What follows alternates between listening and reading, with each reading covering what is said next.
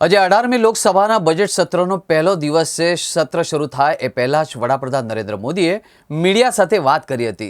સત્રના બીજા દિવસ એટલે કે 1 ફેબ્રુઆરીએ નાણામંત્રી નિર્મલા સીતારમણ 18મી લોકસભાનું પ્રથમ અને મોદી સરકારના ત્રીજા કાર્યકાળનું પ્રથમ બજેટ રજૂ કરશે। નાણામંત્રી તરીકે સીતારમણનું આ સતત 8મું બજેટ હશે। પીએમએ કહ્યું કે કદાચ 2014 પછી સંસદનું આ પહેલું સત્ર છે કે જેમાં 1-2 દિવસ પહેલા કોઈ વિદેશી ચિનગારી નથી લાગી।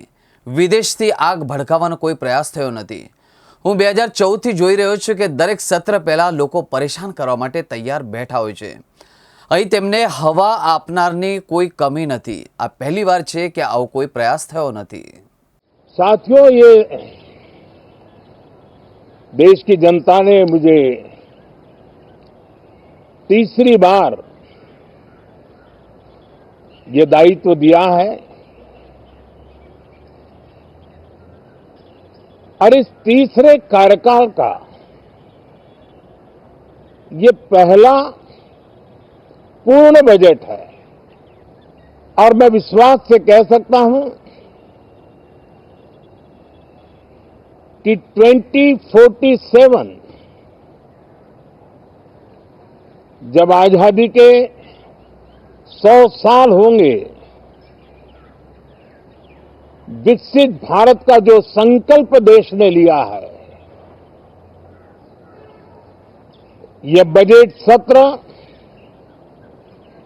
ये बजट एक नया विश्वास पैदा करेगा, नई ऊर्जा देगा कि देश जब आजादी के 100 साल मनाएगा तब विकसित होकर रहेगा। 140 करोड़ देशवासी अपने सामूहिक प्रयास से इस संकल्प को परिपूर्ण करेंगे। तीसरे टर्म में हम मिशन मोड में देश को सर्वांगीण विकास की दिशा में, चाहे वो भौगोलिक रूप से हो, सामाजिक रूप से हो या आर्थिक भिन्न भिन्न स्तर के संदर्भ में हो, हम सर्वांगीण विकास के संकल्प को लेकर के मिशन मोड में आगे बढ़ते जा रहे हैं। इनोवेशन, इंक्लूजन और इन्वेस्टमेंट, ये लगातार हमारे आर्थिक गतिविधि के रोड मैप का आधार रहा है। इस सत्र में हमेशा की तरह कई ऐतिहासिक बिल पर सदन को चर्चा होगी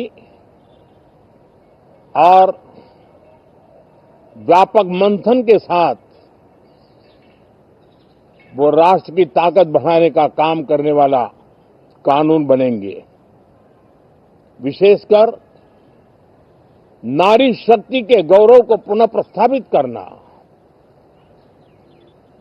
पंथ संप्रदाय के भेद से मुक्त होकर के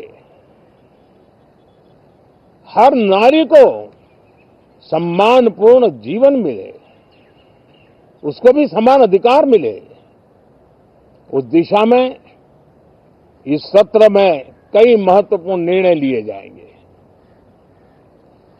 रिफॉर्म, परफॉर्म एंड ट्रांसफॉर्म, जब विकास की तेज गति को प्राप्त करना होता है तो सबसे ज्यादा बल रिफॉर्म पर रहता है। राज्य और केंद्र सरकार ने मिलकर के परफॉर्म करना होता है और जन भागीदारी से हम ट्रांसफॉर्मेशन देख सकते हैं। हमारा युवा देश है, युवा शक्ति है, और आज जो 20-25 साल की आयु के नौजवान है,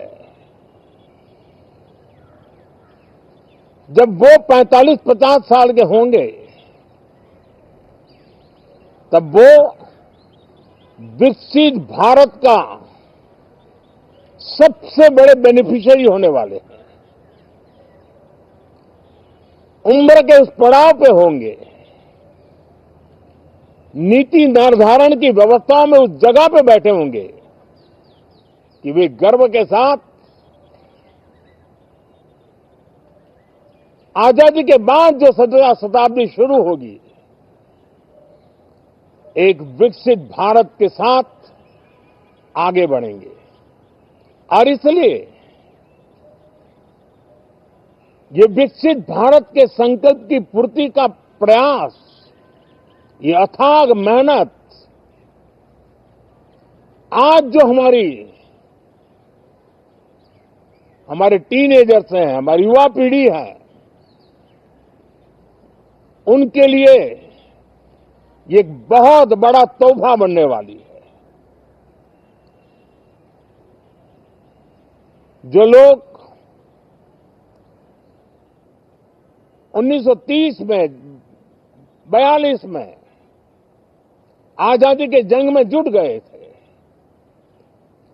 पूरी देश की युवा पीढ़ी खप गई थी आजादी के जंग में, और उसके फल 25 साल के बाद जो पीढ़ी आई उसको नसीब हुए। उस जंग में जो नौजवान थे उनको नसीब हुए। आजादी के पूर्व के वो 25 साल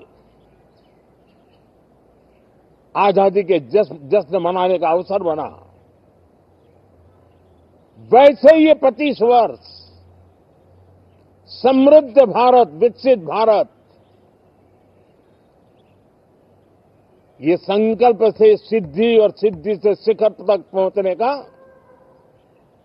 देशवासियों का इरादा। और इसलिए बजट सत्र में सभी सांसद विकसित भारत को मजबूती देने के लिए अपना योगदान देंगे।